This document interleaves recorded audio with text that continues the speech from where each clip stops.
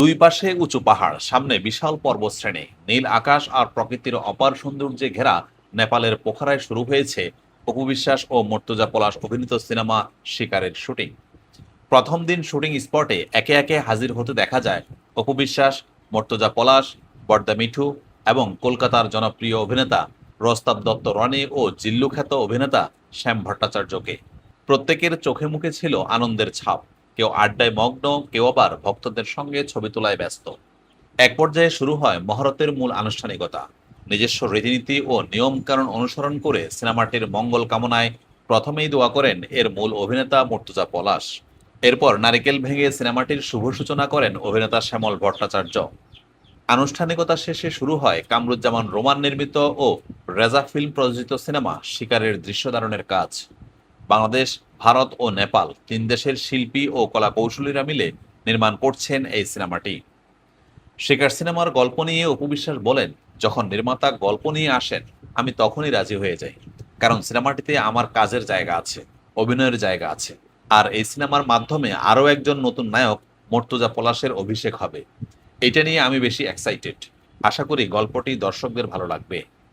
এর আগে একাধিক নাটকে অভিনয় করলেও প্রথমবারের মতো সিনেমায় অভিনয় করছেন অভিনেতা মর্তুজা পলাশ।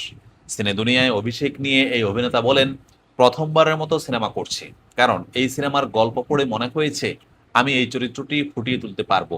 তাই নির্মাতার কথা মতো আমি গত 8 মাস ধরে নিজের লুক তৈরি করেছি এবং আমার সর্বোচ্চ দিয়ে চেষ্টা করেছি দর্শককে যেন ভালো কিছু উপহার দিতে পারি। আশা করি গল্পটি দর্শকদের হৃদয়ে আঁচড় কাটবে।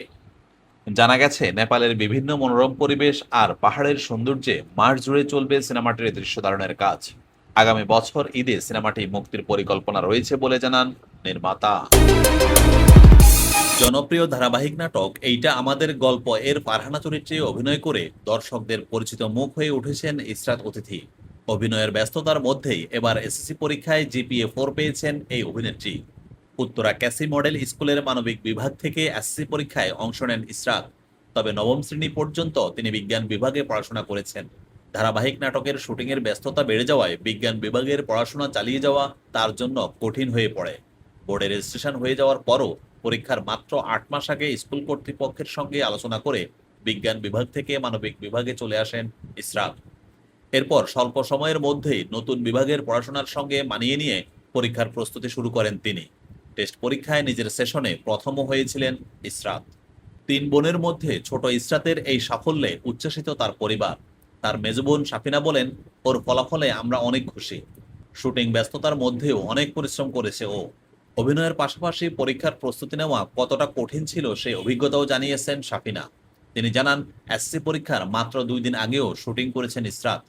এমনকি টেস্ট পরীক্ষার সময় কক্সবাজারের শুটিং শেষ করে সকাল 8টায় ঢাকায় ফেরে। সকাল 10টায় পরীক্ষায় বসতে হয়েছিল তাকে। শুটিং সেটেও কাজের ফাঁকে বই নিয়ে পড়াশোনা করতে হতো ইসরাতকে। অভিনয় ও পড়াশোনা একসঙ্গে চালিয়ে শেষ পর্যন্ত এসএসসিতে জিপিএ 4 পাওয়ায় খুশি তার পরিবার ও শুভাকাঙ্ক্ষীরা। ফল প্রকাশের পর নিজের ফেসবুক অ্যাকাউন্টে ইসরাত অতিথি লিখেছেন, সবকিছুর জন্য আলহামদুলিল্লাহ, আপনারা সবাই আমার জন্য দোয়া করবেন। অভিনয়ের ব্যস্ততার মধ্যেও পড়াশোনায় ভালো ফল করে নতুন করে প্রশংসা কুড়িয়েছেন এইটা আমাদেরই গল্প এর ফারহানা।